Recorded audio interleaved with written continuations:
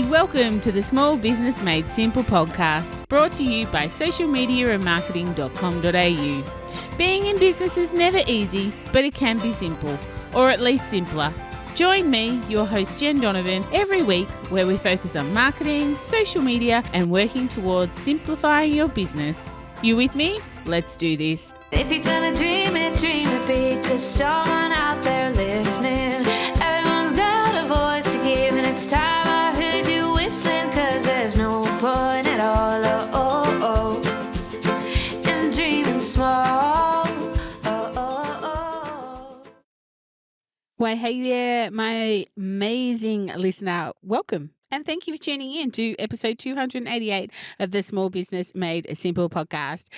I am excited to bring you this little extra episode, I guess. I know it's not Thursday and I'm dropping an episode, so there will be 2 episodes this week, at least 2, maybe even more, because like I've been saying for the month of March, this month is about amplifiers, about talking to people who can help you amplify your message, your business, your brand, you in the world. And so I've had lots of great guests on about different ways to amplify. So I'm sort of running out of March time to give you all these amazing episodes that I have recorded. So today is an extra special one. What's an amplifier, you may ask? Well, it's kind of things that we've been talking about already. Speaking, podcasting, media commentating, referrals, writing books, creating lead magnets, all the things that you can do to attract people, potential buyers, or existing customers back into your world is kind of like an amplification of who you are and what you do for somebody else. So this episode is carrying on with that theme. I have a guest. Her name is Sam Hicks. She's amazing, and I will tell you more about her very shortly. But I just wanted to reiterate what I've been talking about for the last month or so about my exclusive VIP offer, marketing experience in a penthouse. Look, there's 4 tickets left for that. If you are interested in coming along and spending the whole day with me in the penthouse in Melbourne, then I would love to have you come along. We will be working on your marketing strategy and getting 12 months of marketing strategy done. Now, when I say marketing strategy, it's not only social media. We will be looking at all the marketing you want to do in the next 12 months and building a strategy around that. And then, of course, start implementing it, because we need to be action takers. If you're interested in coming along or even learning more, go to bit.ly/VIP Melb, as in Melbourne, and have a look there. Or just come to the show notes at socialmediaandmarketing.com.au/288 and have a look and find the link there. That might be even simpler for you. It's on Thursday, the 18th of April in the CBD of Melbourne. I'd love you to be one of my guests and come and do some marketing in the penthouse. Of course, while you are on my website, perhaps looking at that, don't forget to grab yourself a copy of my book, Small Town, Big Impact, that has 107 simple marketing strategies in it. It's kind of like the marketing Bible, but it's not a Bible, it's a marketing book. And I think that would make such a difference in the way you think about your marketing in 2024 and beyond. Today, my guest is Sam Hicks, a fellow business mentor, coach, and of course, a fellow rural businesswoman. She is amazing. Our chat's amazing. We are talking about local marketing. So what it's like to market to your own local community, whether you live in a small town or just a suburb, or, somewhere you don't have to live in a rural area to be able to market locally, I should say. So Sam is there coming to talk to us about that, and a little bit on collaborations as well, and the way she looks at perhaps doing some collaborations to help build your business and your profitability that way. Sam is a make a difference kind of person with passion for regional business development, marketing, and of course photography. Make sure you check out her website at samhicks.com.au. It's got some beautiful photography on it. I just love talking to another rural woman. She is actually from Bonnie Doon. Many of you will know Bonnie Doon from the classic TV show The Castle, but it's also where my mum grew up. So we have that little affiliation as well. Anyway, I'm going to let Sam tell you all about herself. Here's Sam, and here's our chat, my chat with Sam. Sam Hicks, I cannot tell you how excited I am to have you on my podcast. This has been a long time coming. So, welcome and thank you for joining us. Oh, hi, Jen. I'm a bit excited. I've got a bit of fandom going on. After you've been on my podcast, I'm like, oh my God, I can't believe Jen's said come to my podcast. Oh, Because don't there's be silly. podcasts of yours that I've listened to and resonated and sent on to clients. And I've said, look, you got to listen to this podcast from Jen because she just nails it. So, yeah, I'm quite excited to be here. So thank you. Oh, my pleasure. The check's in the mail. Thank you so much for those very kind words. With a signed book. Yeah, absolutely. Absolutely. Maybe an extra copy for a friend, nothing like marketing. I can't wait. Now, for my amazing listener who wonders why two people are cackling at the start of this podcast, I would love you to tell my listener a little bit about who you are and what you do and why we are going to have so much fun today. Oh my goodness. One of the things I think that binds me is a sense of humour because life's too bloody short and you must have a bit of a laugh. And being in business, I mean, sometimes it just sucks rocks, doesn't it? But, it's fun. So what I do is I like to call myself a business advisor, but I do consultancy through business development, marketing, photography. So my clients extend through the Northeast and right across Victoria. I think I've been in business. I try not to do the numbers, Jen, but I started running a business when I was 18 in my shed in my garage, and I thought I was amazing. I thought I just knew everything, but I didn't. It's been a steep learning curve ever since. But I've been very fortunate that I've had a mix of being self-employed in the ceramic sector, so teaching people how to do ceramics, doing commissioned works, supplying ceramics all over Australia through national retailers and overseas. I had a fantastic stint in the tourism and visitor services sector, working with my favourite people from Marysville up until the horrible 2009 bushfires. But I loved being there because I got to work with business owners, and business owners understood that I understood them and their challenges and celebrating their successes and that whole collective marketing or collaborative marketing, which I think we may touch on a little bit later. And I've been for the last 20 odd years working with clients. So they self-direct what they need. So it might be troubleshooting, it might be a marketing plan, it might be, oh, Sam, there's a new social media platform coming out, is it suitable for my business? Can you help me with that? Or I'm looking for a book, or I'm looking for inspiration, or I'm looking for a person that I can talk to, like a business advisor who specialises in finance, for example.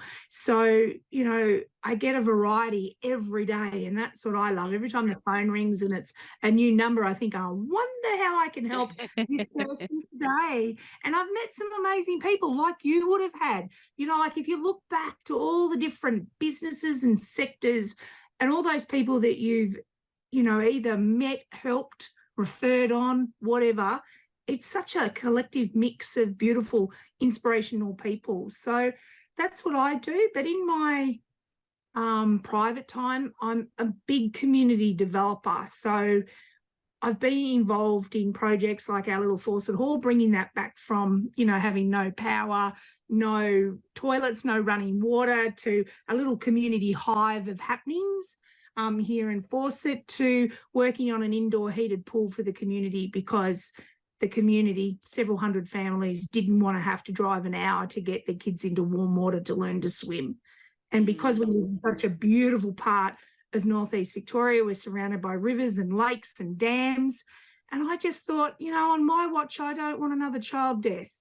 I want to make sure that parents have the opportunity to be able to take their kids to a Learn to Swim program.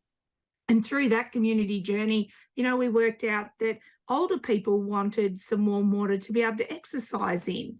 So, a self-paced exercise program came out of that. And my other community passion is the Murrinini Food and Wine Group, which I was a founding member 24 years ago. And every time I put my hand up at the AGM to quit, they go, hell no. But I love marketing and, organise their events and write their grants. And I just love that because that's a group of like-minded businesses coming together to achieve greatness through events or collaborative efforts or marketing. So, yeah, that's what I do. It's a mix of businesses and community, and I just love it. Oh my goodness. I so need to join a food and wine board. Like, where are they? And they say they're right up my alley. Do they serve food and wine, or do you have to do some work? Anyway, maybe that's a discussion for off the podcast. But you are truly amazing. And I really love, I talk a lot about community, building communities around yourself as a marketing strategy, but you embody that. And that's one of the things, just one of the things I love so much about you, Sam. And I, really do want to dig into that on the podcast today. When we were trying to come up with a subject, because really, I'm so sorry, listener, I just wanted to have Sam on. She's great. And I know that you are going to learn so much from her. So we had to, think what a subject could be for this podcast episode, because we're two rural living women who love marketing, love business.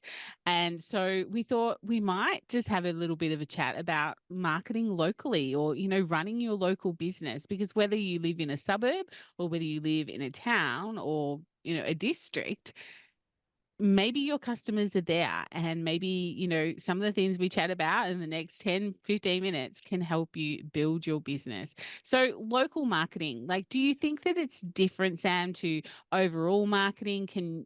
What comes to your mind when I say, let's chat about marketing locally? Gee, that's such a good question. I'm glad we've got this topic today, because for me, it sort of breaks into one is personal brand. So, you are your business. You are your business card. If you're out in the community helping, people will actually look towards you and go, oh, wow, and she runs a business. So it's good PR. The other thing is that local branding is around building community. And I know you're very strong on that, Jen, and that you do encourage your clients and your listeners to embrace local marketing. So, that's about being involved in your community. That is about making sure that, you've got your best dressed on in the window all the time as far as your community goes. And I think it's, understanding that, I think the Americans call it neighborhood marketing. And Okay. I don't know whether I really like that, because, neighborhood marketing, but it is really about embracing your local community, whether it be sponsorship, support, whether or not, it's turning up to those business meetings and supporting local government in their efforts to get the businesses together, or your local tourism and business group, or your local chamber of commerce. That local marketing all rolls into it. I think it's a big bucket of mix. I don't know, Jen, what do you think? I mean, that's what it is to me, or to me, that is what it is about being present in your community and being part of it. Yeah, 100%. And whether, again, if you're listening to this and you're like, well, my community is more of an online community, it's still being present in that online community and realizing that communities need leaders. I know that I speak in my Small Town Big Impact book, where I talk about, sponsorship as a particular marketing strategy. And I know, I belong to footy clubs, I belong to, different local groups. And quite often, if we take footy for an example, because it's such a big thing in rural and regional areas, someone will sponsor, the local football club, but you never see the sponsor there. Like, they've got a thing on the around the oval. They might have a sign around the oval, but they never turn up and cook a barbecue, or they never, are there to present an award, or they don't make themselves known. It's just like, I love that you wanted to support your local football club, but you're missing out on what it actually means to be a sponsor, and what it actually means to get a return back on that investment for that marketing that you did. That's right. And I think that also gets down to understanding sponsorship agreements. So when you actually sit down with a footy club and you say, look, I'm going to donate, 500 or 1,000, whatever the amount is, it could be $2, it doesn't matter. But there needs to be that reciprocal, I'm going to give you this, this is what I'm looking for. What are you looking for? And having that agreement, that connection that, you know, you will show up to 5 games and cook the barbecue, that you will promote your sponsorship through your socials and say, you know, for example, we've got a local footy club here and it's the Rebels, you know, getting on your socials and going, go Rebels, or getting all hyped up. And, you know, if you're an online store, you know, having all your marketing reflect if they get into the, you know, that premiership end of the season. And it's also about, hey, you know, why don't you get the local captain of the footy club in to do a draw in your business? I mean, there's so many creative ways that you can strengthen that partnership. And whether it's an agreement that's a handshake, which most is, or a written thing, I actually like written sponsorship agreements. They can be 1 pages, but it outlines, you know, sharing of socials and all those things. And it's also it's much more than a sign on a footy oval. And I think people forget that. They think, oh, well, I've paid my $500 for the sign. That's it, I'm done. It's much more than that. It's about how you can leverage off that partnership, because that's what you've literally done, is you've become a partner with the local footy club. We'll keep using the footy club as the example here, or the case study. But, you know, you need to show up and be present. I personally can't stand football.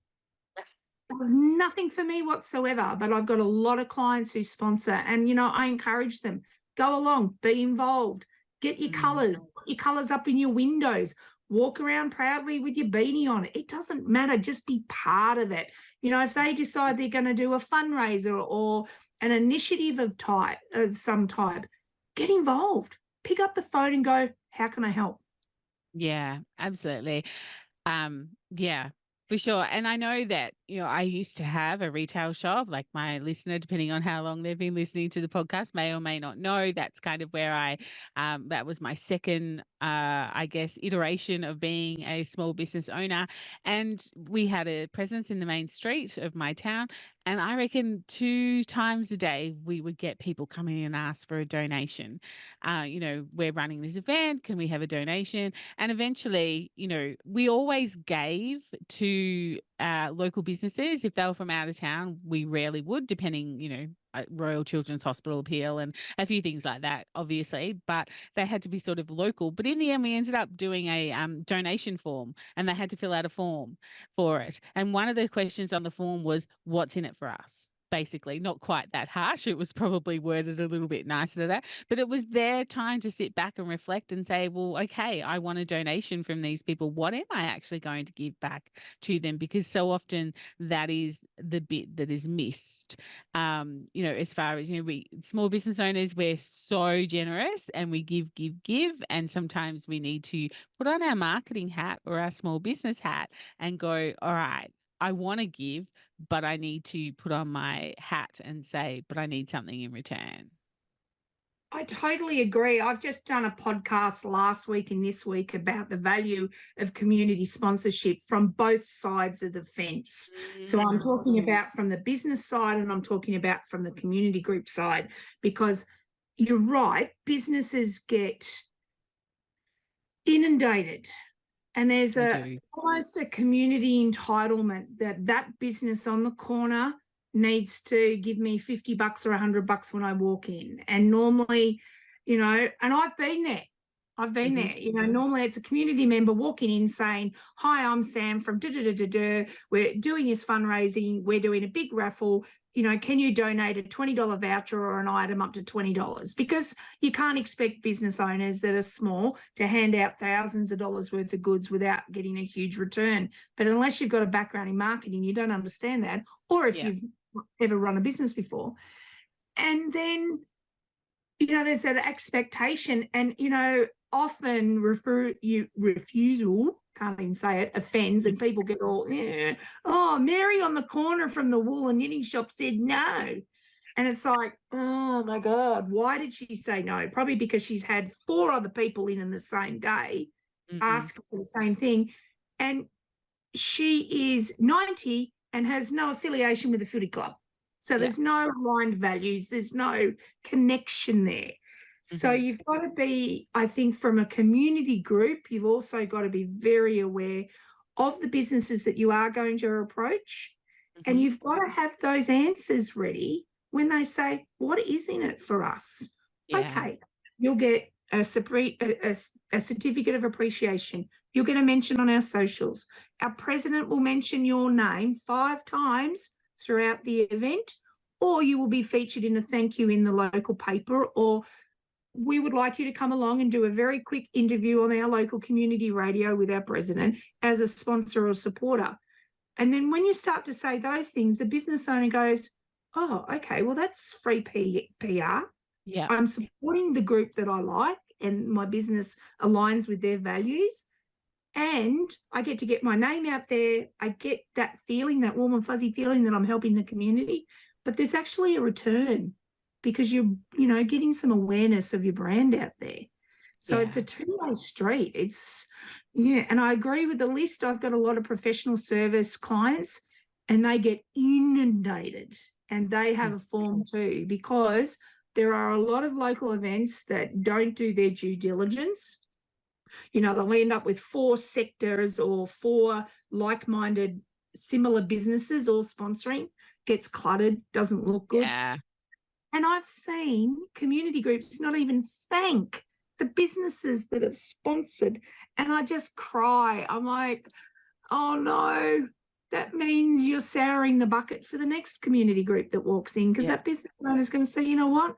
I didn't even get acknowledged. Or they spelt my name wrong, or they got my logo upside down, or they've used an old logo off the internet without even saying, hey, Sam, can you flick us your logo, your latest Mm. one? Yeah. Yeah. All those things. And, if you're listening to this podcast and you're like, Jen, I need a copy of that form. Absolutely. It lives on my website. Send me an email. More than happy to share with you my donation form that I made people fill in. And also that sorted some people out because they didn't want to fill in the form. But you said an interesting thing at the start around collaborative marketing, and I'd really like to dive into that a little bit more because I know that is something that you are very passionate about, is that whole collaborative marketing. So I guess for my listener to start with, what is collaborative marketing in your thoughts? Okay, so for me, it runs in 2 streams. So that's about like-minded businesses working together to do a collaborative thing. During COVID, as a photographer, I matched up with a local florist and a local cake maker, and we did Fabulous Fridays. So you would ring up on the Thursday, you would order your flowers. They'd be a beautiful bunch of flowers, and the cupcakes, the lady, the baker, the creator would match the cupcakes to the color and the style of the flower. So hypothetically, let's pick on a rose. So you'd get your 3 or 4 roses and you'd get 2 cupcakes, and the cupcakes would be decorated like a rose. And it was Fabulous Fridays because during COVID, let's face it, it was pretty boring there at some stages, and you needed your Fridays to be fabulous. Yeah. And so those girls would somehow, I don't know how they did it, but they would deliver me the flowers on a Thursday night with the cupcake. I would photograph those in my studio, crank up the music, get the vodka out and sit there and just play. And it was my time to be fabulous on Friday. And then I would post those photos and tag those 2 businesses in it. And we did that for weeks and we had so much fun. And out of Wow. collaboration, the florist got increased sales, the cupcake creator got increased sales, and I got a hell of a lot of good PR and clients who came to me for photography services. So that's a business collaboration. Now, Mhm. when you look at it from the other side, and that's when you get a whole group of businesses together. So Marysville and Lake Mountain, when I worked there as tourism development officer, working for industry, I learned very quickly that every time you open up a visitor guide, there would be a group of businesses that would advertise. And that could be particularly, I suppose, seen as a collaborative marketing effort. So that would be about local government or the local tourism officer approaching 5 businesses and saying, take out a small ad because we can have a whole page just on Marysville. And collectively, it looks like, we've got some really good offerings for that destination. So what I'm doing now with the food group is that we are getting our businesses together in like support and buy local campaigns. So they do marketing collaboratively together. So, we come up with some opportunities for businesses to be involved. It costs them nothing. They might put a counter card, a bauble we had for our Christmas campaign in their shop front. They might use the PNG over their images on their socials if they're an online business, or both, if they've got bricks and mortar. But they come together and we promote collaboratively or collectively to, enhance and showcase what you can do locally as far as buying local and support local. So that's a collective or a collaborative marketing effort. And I love those because you get to work on the themes, you get to work on identifying which businesses might want to be involved. You get to go out and chat to those businesses and say, listen, this is what we're putting together. Does this resonate? Or, are you interested? And 9 times out of 10, they go, oh, yes, please, something, because it's additional to what their marketing efforts are. So it's not about taking over their marketing efforts. So if I approached you, Jen, I'd be saying, Jen, there's a couple of different ways you can be involved. You can be featured. You can use the logos for the Buy Local campaign, support small business, because I know it's right up your alley. We would do a feature on you, and it's all free because why? Our Food and Wine Group has gone and got funding so that our small businesses can be part of it for nothing. All they've got to do is play with the assets that we've created and do whatever they like with them, but be part of it. And that's about being inclusive. One of the things that came up at the business breakfast the other day was sometimes businesses go along to their normal business and tourism association meetings and they don't feel like they're inclusive. It might be very retail heavy, or it might be very accommodation heavy. So one of the things that we've tried to work on as a group is making sure that any marketing efforts is inclusive. So it doesn't matter what business you are, doesn't matter what sector you're in, doesn't matter what you identify as. You can identify as a blue square and the back paddock, it doesn't matter. As long as you've got an ABN included. And I think that's part of it, that collective marketing is making sure you can be as inclusive as possible. Yeah, okay. No, that was really good. That was really good. I guess collaborative marketing, also, what if you haven't got someone like yourself? What if you haven't got an organization backing you? Could be as simple as just having someone in your area, in your main street, bring up an initiative and they go out and find different people who might want to join in, like maybe a VIP night or a summer launch or something like that. Does there have to be an organization such as a chamber or a board behind these things, or can you create your own collaborative marketing? The demonstration that I talked about before about me matching up with 2 other businesses, I think there's scope for that, Jen. And businesses sometimes are very scared to make that next step and go and approach 2 neighbouring businesses or businesses that have a similar or almost an alignment of values and offerings, like accommodation and an eatery place, for example. So same clients, no competition type of thing. Yeah. And it does get tricky because sometimes businesses will go, oh, I don't want to team up with that person. They might make $5 more than me. But you've got to push past that. It's almost like packaging, for years and years and years when I worked at Marysville and Lake Mountain, it was really about packaging, and trying to get an attraction, accommodation and a cafe to work together.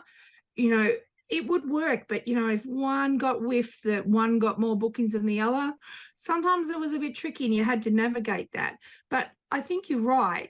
You can be part of a group, or you can actually show that initiative, have a coffee with somebody and say, I'm thinking about doing this in the lead up to Christmas, or I'm thinking about doing a March special. Could you be involved? What could we do? And sometimes from those initial discussions, you'll get your 1 or 2 business owners that get together and create magic. And I think that's where collaborative marketing can be whatever those like-minded businesses dream up, come up with. And you just got to have a go. Yeah, absolutely. Some of heading back to my retail days, which are getting further and further away now. I think it's probably been 9 years or something since I was in retail. I'd have Yeah. to do the calculator bit, and I can't do that and talk at the same time. But some of our biggest days of the year were collaborative days where we put on VIP nights. Our biggest day was always Christmas Eve, but other than that, they were some of our biggest times, and we would share email lists. We would do, snail mail. We would do social media posts. We would do social media ads. We would use the local paper because we had a bit of a budget, and it might have only been $50 each. But by the time you get 10 or 12 or 20 businesses involved, that's quite a big budget for your marketing then to market this type of thing. So I think that if you don't have a proactive chamber or you don't have a proactive board within your town, maybe you're the person that everybody's waiting for to step up to take on these collaborative and see how it goes. But I can highly recommend that you will see great results if you put the energy in. But I guess, Sam, what if my listener isn't a bricks and mortar? Like, what do you see as far as collaborative marketing online? Can you talk a little bit about I that? some really good ones. I interviewed Megan Buntine the other day, and Megan works in the area of governance with not-for-profits and boards. And she does a series of free webinars, and she'll get guest speakers in. Yep. And these guest speakers come from all over Australia, and they might have a particular interest or speciality in one field. And she'll get them in and they'll talk. So that is an online collaborative where she's actually reached out to, say, 2 or 3 other business speakers and pulled them into an online webinar. And that's worked really well, because not only does she get to promote the webinar and her guest speakers, but they also promote it. Yeah. So they're dragging in their audiences. Megan's got hers, and together, that's several hundred people on the Zoom meeting. How awesome is that? So there are many ways. The other way, look what we're doing. Hello. Yeah. Hello. 2 ABN holders, 2 women in business who work in regional area. There are some similarities in our offerings, but here's a collaboration. You've been on my podcast. I'm coming to yours. Very simple. It's cost us, an hour of each other's time, and probably, try not to laugh too much or snort. Well, I mean, talking about me, but, like a very simple collaboration. We'll walk away from this. You'll promote that you've been speaking to me. I'll promote I've been speaking to you. And that's 2 lots of audiences that all of a sudden will discover somebody else and go, oh, wow. So I think you just have to be inventive. You just have to have a go. And if it doesn't work, it doesn't matter, try something else. Yeah, absolutely. And if you're listening and you don't have a podcast, I did a collaboration, very simply the other day with Michelle Broadbent. She wrote a blog because, I offer, guest blogging on my socials and also on my website. She wrote a blog. It was called February Freakout, where we're all freaking out. It's already February. And, we want some tools to handle that. And she's like, let's do an Instagram live to back up the blog. And I'm like, oh, awesome. So we hopped on an Instagram live. We talked about, the blog. We talked about February Freakout. She gave some tips and tricks around it. I got more traffic to my website because they were curious about the blog. People, that knew Michelle now know me, vice versa. Like, it's very simple. Like, a collaboration doesn't have to be bigger than Ben-Hur. It can be as simple as an Instagram live or a blog swap or a podcast swap, whatever you've got in your business. I think that's fabulous. Like they often say, don't they, that blogs are dead. Well, blogs aren't dead. I mean, look at that. What an initiative of just 2 people, and throw in the Instagram live, like impromptu, authentic. People love that. People love it. They resonate with that. It's something quick that they can consume.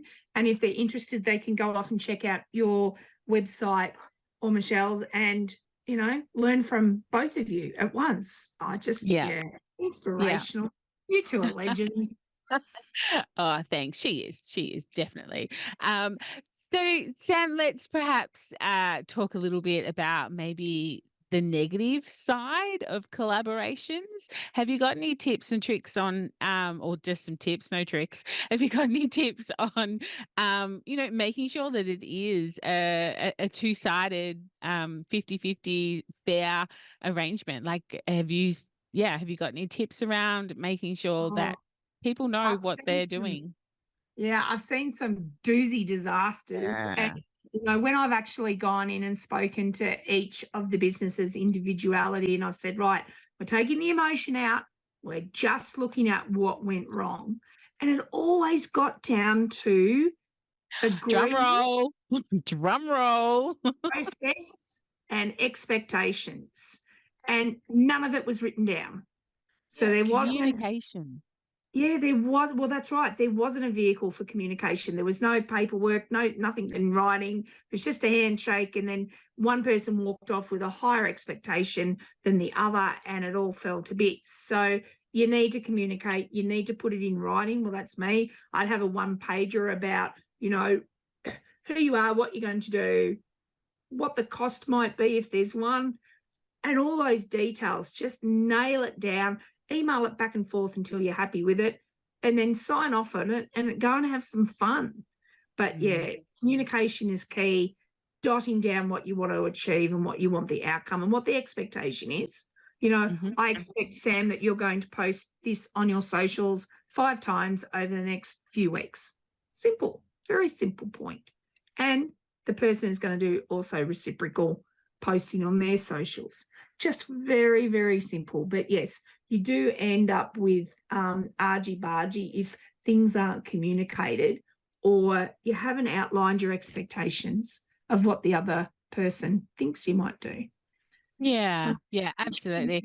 And I think platform platforms like Instagram, for instance, like I know not everyone's on Instagram, but it does make collaboration a little bit easier on there. Like there are tools there, such as, when Michelle and I were going live to talk about February Freakout, I could actually schedule that live. So anyone who looked at my story or her story could click on a little button to say, remind me of when the live was coming, type of thing. I could also, when I did the post about it, I could actually, tag Michelle in as, a collaborator, which meant that my post was then on her socials as long as she clicked OK. Like, obviously, you have to agree to be a collaborator, but it meant that she didn't then have to go and create assets and create, a story or whatever, because at a click of a button, she's like, yep, I'm happy to share that on my socials as well. So there's little bits and pieces that, in the digital world can make these things easier for you, if you just know that the tools are there and that and you use those tools to promote those sorts of collaborations. Yeah, I think you're right, because social media platforms are evolving. People provide feedback. There's forums where people provide feedback. With paid verification now, you're talking to people if there's an issue. They're taking notes of any challenges or hassles or any opportunities. And I think you're right. Today I logged on and did something on Instagram for our local community hall, and Instagram, because it's got the AI threaded through it now, popped up with a little thing that said, hey, do you want to set a reminder for your event, for your audience? And I'm like, 2 taps, all set. I'm like, winner, chicken dinner. Didn't take me long at all. And that's the thing, platforms are becoming more creative friendly. Like, I'm not saying they never have been, but you look in the last 5 years, 5 years ago, Jen, you may not have been able to do that. Yeah. But this year you have, and your February Freakout worked because you collaborated, you had the platform of your choice. I suppose the 2 of you spoke about what platform you're going to use, but the platform gave you the tools to be able to just set it up and go for it. And then it's also got the insights and the analytics. So the 2 of you can actually look back and go, well, you know what? That gained a bit of interest. So, you may do it again. And how exciting is that? Yeah, absolutely. Absolutely. Yeah, I think collaborative marketing, I think if you're listening to this and you aren't collaborating with anyone to do marketing, I really feel that if people ask me, how can I do marketing more simple? Like my podcast, Small Business Made Simple, I'm all about making it simple. I always say, well, you can go live, like you can go live for 5 minutes and your marketing is done for the day. Or, look at collaborations because then you get in front of another audience that's already warm because they love the person you're collaborating with. And so, you can build your audience or build your business a little bit quicker like that. So if you aren't thinking collaborative marketing, I hope this conversation with Sam and I has kind of made you think, wow, maybe this is something I need to look at in 2024. And personally, I think 2024 is all about the collaboration. I think so. I agree with everything you're saying there, Jen, because, if you don't have the groups and organisations around you, have a look at those that you like working with. It might be a collaboration with a supplier. Like it doesn't Yes. even have to be, the bricks and mortar shop next door. It might be a supplier. They might be coming out with a new product.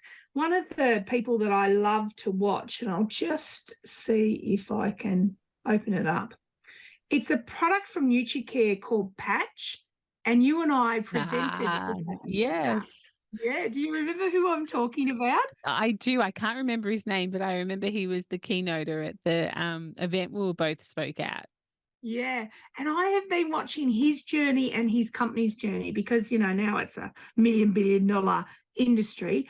And he sent out a email last week about, oh, we've got a new product. I'm like, wow. So now they've come out with bite relief spots. And I thought he would be, even at his level, because he started down where we did, very basic, working from home. He collaborates with people. And I'm thinking, if you are a retailer and you stock Patch, they would be, I reckon, really open to a collaboration. So think outside the square. Don't think about just retail to retail collaboration or be part of a group collaboration. Think of your suppliers because sometimes they bring out new products and there might be an opportunity for you to collaborate them, promote the new product and get something of benefit out of that collaboration in talking up that product. It might be an in-store visit. It might be a live talking about the new product with the person and, the first customer sale. I don't know. But you can be creative on so many different levels when you come down to business collaboration and marketing. Yes, such a great point. Thank you for bringing that one up. I think that is, a fantastic thought that it doesn't necessarily have to be another small business owner. It can be someone else in your world, as long as there's something in it for you as well. This isn't just about promoting them. There's got to be something in it for you. That's And you've right. got to know what that is when you go into it, or be willing to have those discussions as you go along. But this has been such a great chat, Sam. I'm just so yeah, I just think this has just been so good. You've given so many great examples that I'm sure my listener is kind of like thinking this, thinking that, and sort of maybe they need to listen to this one again and write some notes as they go along. But is there anything that we haven't touched on around that local marketing or collaborative marketing that we should finish on? I I love it think when I put people on the spot and they've got to you think about on the another spot, thing. you can see the brain going tickety, tickety, tickety, tick. I think it's about being open-minded to approaches. I think sometimes we work like little silos in quite a lot of isolation. And I think you've got to step outside that square and be willing to give it a go. When you talk to entrepreneurs, especially in the techie or the startup industry, they came up with an idea and they ran with it. Much like Mr. Patch, that affected his family. They were getting rashes on their arms from, the current selection of medical products out there, and they came up with something new. So I think it's about having a go, just getting out there, having that go, communicating, finding those people that align with your values and just giving it a red hot go. What's the worst that can happen? You move on it, you learn from it. Every failure you learn from. And look, we've all stuffed up as business owners, We've done some classic ones over the years, and you learn from it, and you think, well, I learned from that. I'm not doing that again. Yeah. But I just hope that listeners to your podcast think about how they can collaborate with other businesses or suppliers or people in their network, and by good communication, come up with a bit of a plan and just go for it. Just go for it. Just try it. It is, it's a huge tool in your toolbox as far as PR and marketing. Yeah. And you've got nothing to lose. Mm-hmm. Mm-hmm. I love that. Absolutely. You make so many great points there. And you don't, at most it'll cost you a couple of hours of your time, and you may learn something seriously valuable about it if it doesn't go ahead, because the next time you want to do a collaboration, maybe don't ask that question, or maybe you need to do this a little bit differently, or you need to approach that different business because this one didn't work, which is also valuable at the end of the day. Now, Sam, if my listener wants to get in contact or wants to learn a little bit more about what you do or your photography or anything like that, where's the best place to find you? Just head over to samhicks.com.au. Very simple, like you, Jen, all in one spot. Brilliant. I will have that single link in the show notes for sure. Sam, this has been great. Thank you so much for coming on my podcast, and I can't wait to talk to you next time. I really appreciate the opportunity. You have a fabulous day, and Jen, keep doing what you're doing. Don't stop. Thanks, Sam. Thank you.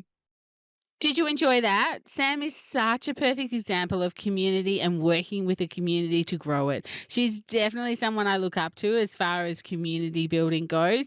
And I just love that she's making such a difference in the small communities where she works and does business. Now, Sam also has a podcast, as we mentioned, the 5-Minute Business Boost podcast. So make sure you go and have a listen to that. The link, of course, is in the show notes. But I'd love to know, what did you take away from that chat? Send me an email, a DM, or jump into the Like-Minded Business Owners Facebook group and let me know what you took away from my conversation with Sam. But that's it for episode 288. It was an extra special one because it came out not on a Thursday, but just on some random Tuesday. But it was one that I needed to get out in March when we were talking about amplifying your business, because thinking about local marketing is really thinking outside the square when it comes to amplifying your message. If you loved this episode and found it valuable, I would love you to reach out to Sam and say, thanks, Sam, that was great. But also leave me a rating and review if you can do that where you are listening to this podcast. And if you've got a friend who you think might like to listen to it too, please share it with your friend. I'd appreciate it, and they probably will too. If you're not part of the Like-Minded Business Owners Facebook group, then come and join that group. The link, of course, is in the show notes. And if you didn't get a chance to listen to last week's episode, or a couple of days ago episode, I interviewed Andrew Griffith and we talked about speaking, authorship, but more importantly, storytelling. It was such a great episode. I'd really encourage you to head back and listen to episode 288 if you haven't already. Oh, actually, 287, I should say. I'll see you next week, though, on the podcast. If we're not social yet on social, please come and find me. I'm on all the different platforms, basically under Jen Donovan, Jen with 2 N's. I would love to have a conversation with you online as well. But whatever you do, remember, my small business peep, as my opening song says, there is no point in dreaming small. No time like the present. Tell it like you feel it, say it proud, be true, and let us see you for the star that you are. No point in dreaming small. I would like to acknowledge the traditional custodians of the land, the Yorta Yorta people, on which I record this podcast and conduct my business today, and pay my respects to their elders, past and present. I extend this respect to the Aboriginal and Torres Strait Islander people here with us today as well.